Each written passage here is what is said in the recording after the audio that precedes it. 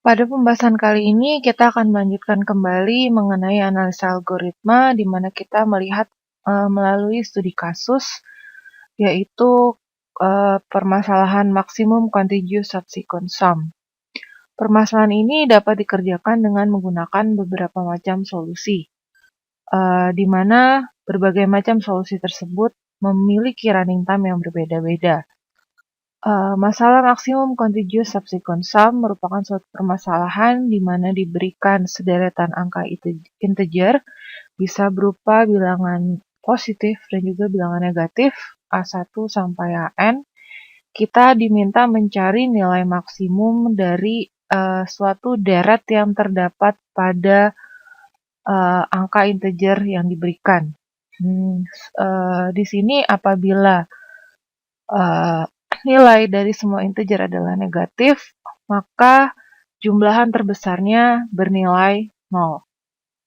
Oke, sebagai contoh, apabila kita diberikan sembarang bilangan integer, di sini contoh pertama, minus 2, 11, minus 4, 13, minus 4, dan 2, maka deretan yang menghasilkan jumlahan terbesar adalah 11, min 4, dan 13. Di mana jumlahnya bernilai 20. Apabila kita diberikan deret lain, misalkan 1, minus 3, 4, minus 2, minus 1, dan 6, maka di sini deretan yang jumlahan yang paling besar adalah 4, minus 2, minus 1, 6, di mana hasilnya totalnya adalah 7. Jadi di sini deretannya tidak ditentukan, harus berapa panjang, harus berapa buah integer di dalamnya. Yang penting jumlahannya ini merupakan jumlahan paling besar. Jadi apabila deretnya semuanya bernilai positif, otomatis seluruh bilangan tersebut akan diambil untuk menghasilkan jumlahan paling besar. Kita akan melihat pertama-tama dari algoritma brute force, di mana di sini kita akan menghitung jumlah dari semua kemungkinan yang ada. Lalu kita lihat, kita bandingkan yang mana yang menghasilkan nilai paling maksimum. Ya, contohnya di sini kita lihat subsequence yang mungkin dari semua kemungkinan yang ada. Apabila kita diberikan 6 buah bilangan, maka kita akan menghitung semua kemunculannya. Pertama, jumlah subsequence yang mungkin adalah kita jumlahkan dari yang ada di posisi 0, ya. Jadi mulainya dari 0 sampai 0, lalu kita pindah subsequence-nya dari 0, lalu kita tambahkan dengan yang ada di posisi 1, 0 sampai dengan posisi 2, sampai 0 sampai posisi 5. Lalu kita pindah lagi, kalau kita mulai dari deret yang ada di indeks pertama sampai indeks kelima, terakhir kita akan jumlahkan apabila bilangannya hanya yang ada di posisi kelima saja. Kita lihat implementasinya dalam bentuk program Java. Di sini ada metode marksubsum 1, di mana inputnya adalah sebuah array of integer A. Pertama-tama di sini kita lihat saja di bagian bawah biar lebih jelas. Di sini kita akan menggunakan dua buah indeks, yaitu I dan J. I akan menandakan posisi awal subsequence yang akan kita tambahkan, sementara J merupakan batas akhir. Lalu nanti ada suatu variabel K yang menandakan sekarang kita ada di posisi indeks ke berapa, dan kita akan menambahkan elemen yang ada di indeks dari indeks I sampai J. K akan bergerak mulai dari indeks I sampai indeks J. Oke, di sini maksam pertama-tama yaitu maksimum jumlahan kita set menjadi 0. Lalu kita akan bergerak mulai dari indeks ke 0. I adalah batas awal, maka I akan bergerak dari 0. Lalu di dalamnya kita lihat ada for loop kedua, di dalam for loop pertama, yaitu J dimulai dari I sampai batas dari array.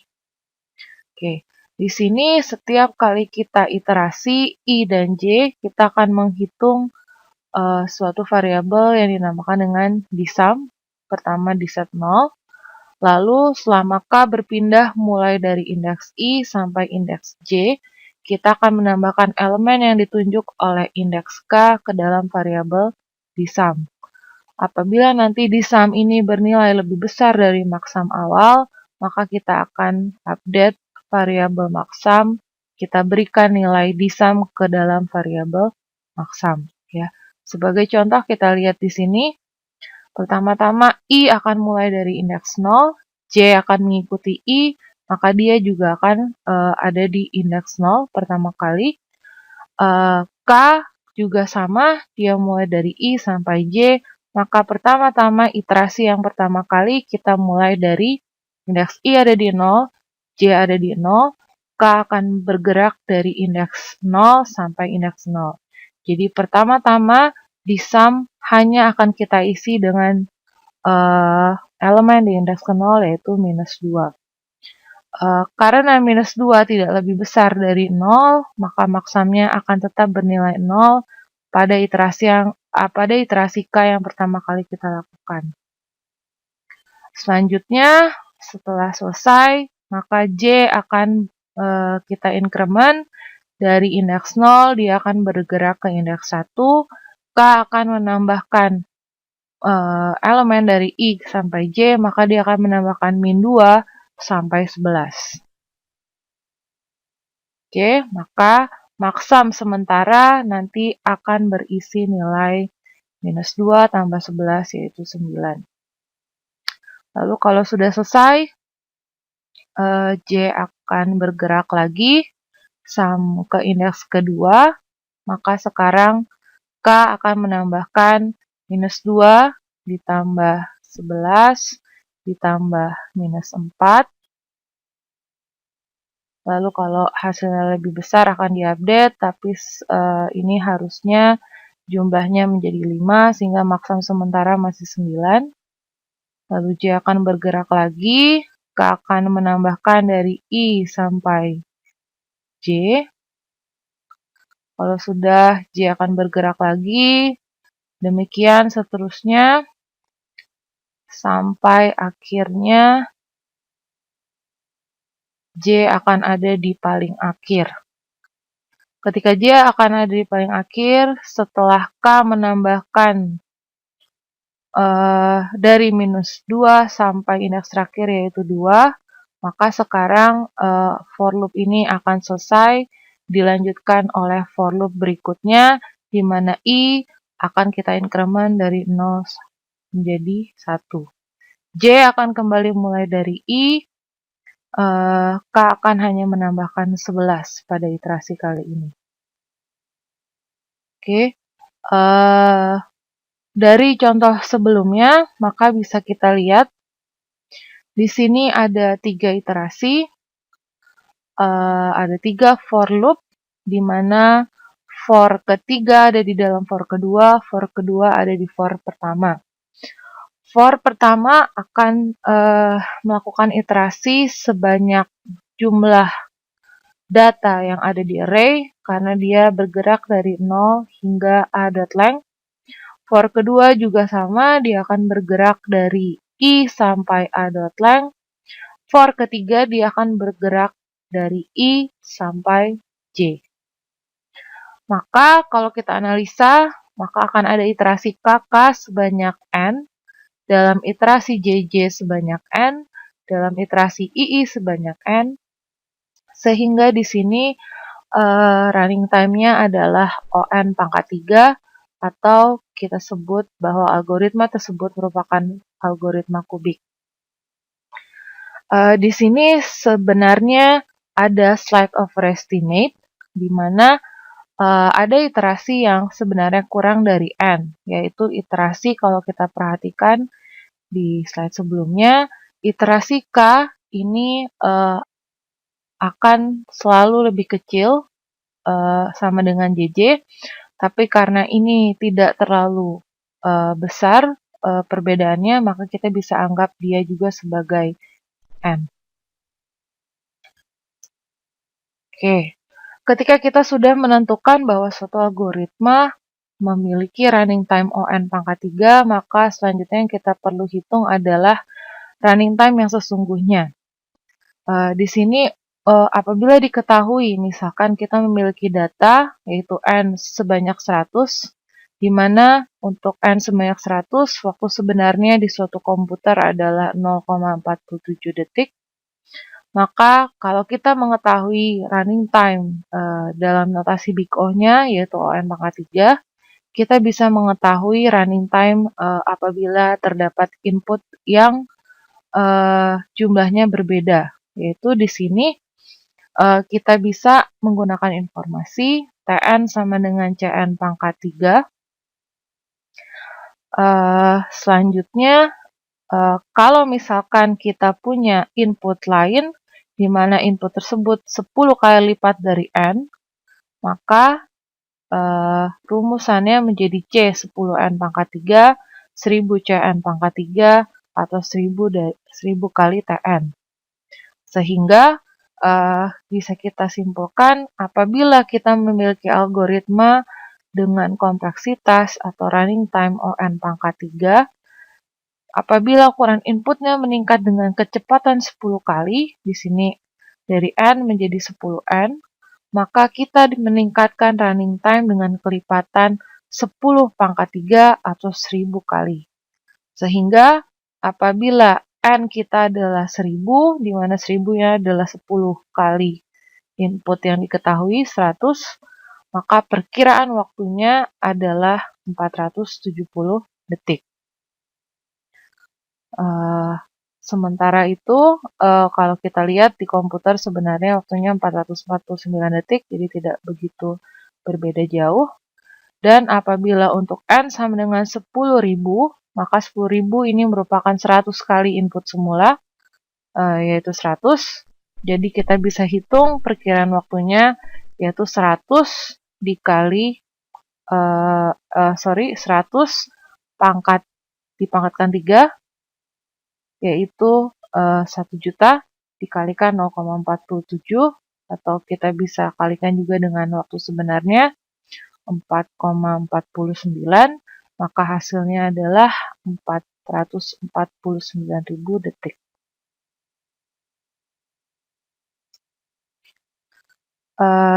Jadi tadi kita sudah melihat bagaimana penyelesaian dengan algoritma kubik.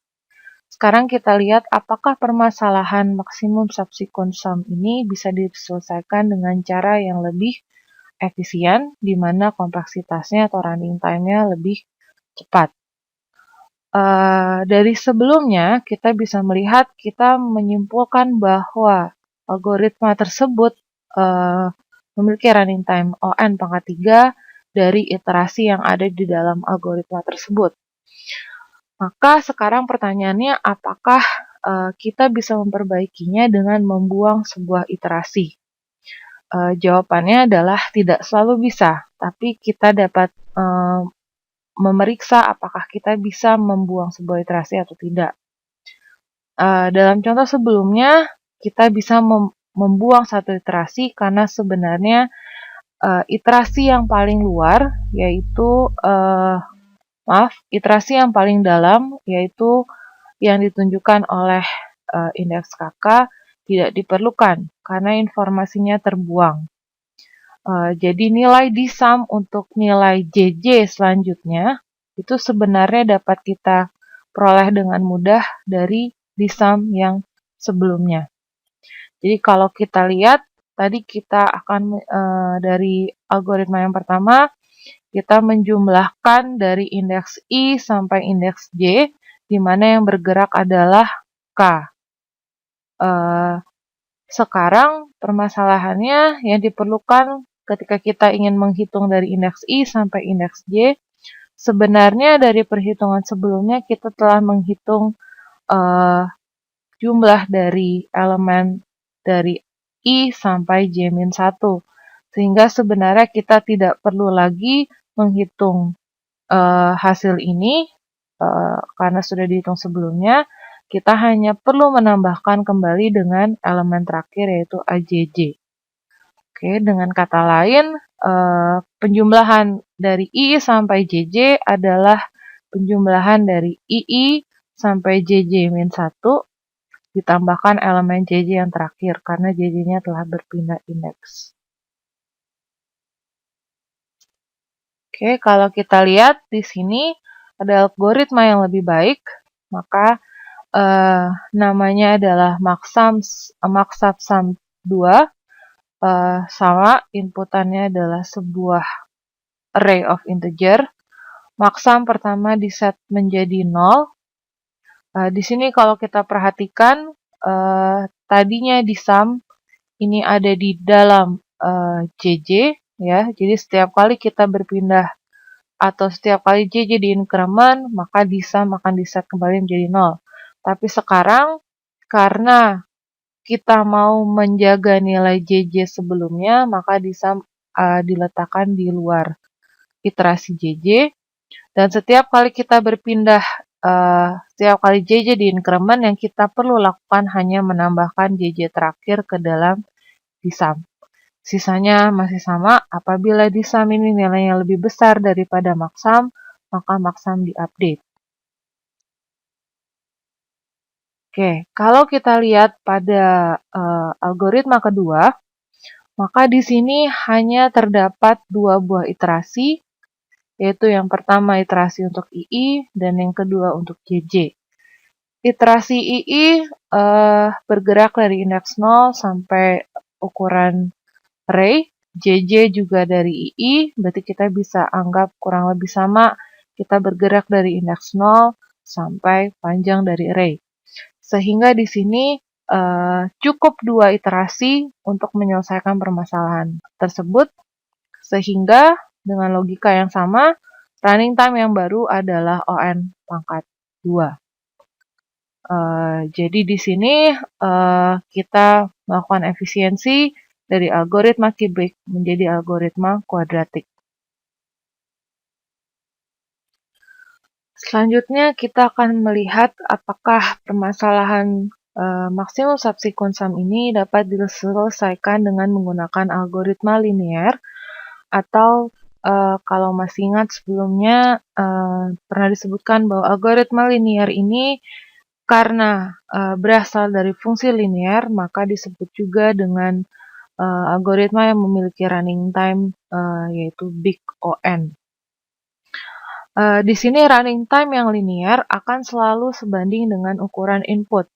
Dalam artian, apabila kita memiliki jumlah input yang membesar 10 kali lipat, maka running time-nya juga akan sama, membesar sebesar 10 kali lipat. Apabila di contoh sebelumnya, kita lihat di sini mengapa running time sesungguhnya menjadi 47 detik, karena di sini inputnya membesar sebanyak 10 kali lipat, dari 100 menjadi 1000. Lalu karena running time-nya ON kuadrat, maka running time akan meningkat sebanyak 1000 dibagi 100, yaitu 10 dipangkatkan 2 menjadi 100 kali lipat. Maka 100 kali lipat kita kalikan dengan waktu yang diketahui 0,47 detik menjadi 47 detik. Jadi di sini ketika running time-nya membesar 10 kali lipat, ternyata waktu sebenarnya tidak sama. Waktu sebenarnya tidak membesar 10 kali lipat menjadi 4,7 detik. Tapi karena ini adalah algoritma kuadratik, maka dia akan membesar 100 kali lipat menjadi 47 detik. Namun tidak demikian dengan algoritma linear, ketika jumlah input membesar dengan kelipatan 10, maka running time juga hanya akan membesar dengan kelipatan yang sama. Oleh karena itu, sering disebutkan bahwa algoritma linear ini merupakan algoritma yang terbaik. Untuk mengetahui sebuah solusi atau sebuah algoritma yang memiliki running time linear tidak selalu mudah, karena seperti dijelaskan sebelumnya, menghilangkan sebuah iterasi tidak selalu dimungkinkan. Begitu pula apabila kita ingin mengubah algoritma yang kedua menjadi algoritma linier, ternyata kita tidak bisa menghilangkan iterasi yang ada di algoritma kuadratik. Sehingga kita harus mencari alternatif solusi lainnya. Di sini ide penyelesaiannya untuk algoritma linier adalah dengan memperhatikan jumlahan yang mungkin terjadi di suatu deret integer. Di sini kita lihat gambarnya. Apabila kita memiliki sebuah deretan integer dari indeks I sampai indeks Q, lalu di sini kita bagi dua. Di sini sebelumnya ada indeks J, lalu setelahnya ada J plus 1. Maka idenya adalah ketika kita menjumlahkan sebuah bilangan dari indeks J plus 1 sampai indeks Q, yaitu kita sebut dengan SJ plus 1, Q, maka apabila deret sebelumnya ini bernilai negatif, yaitu kurang dari 0, maka jumlahan total dari I dan Q ini pasti akan selalu lebih kecil daripada jumlahan SJ plus 1, Q. Karena idenya adalah ketika kita menjumlahkan sebuah bilangan dengan bilangan yang negatif, maka hasilnya pasti akan lebih kecil daripada bilangan tersebut, karena sama saja kita menguranginya. Jadi teoremanya adalah untuk deretan sebuah bilangan A, I, J, dengan jumlahan bahwa dari I ke J, jumlahannya adalah negatif. Apabila kita punya indeks lain Q, di mana Q lebih besar dari J, pastinya A, I, sampai Q ini bukanlah deretan terurut yang paling besar. Oke, bukti teoremanya adalah sebagai berikut. Apabila tadi S menggambarkan jumlah dari bilangan dari indeks I sampai Q, maka SIQ adalah penjumlahan dari SIJ ditambah SJ plus 1 sampai Q.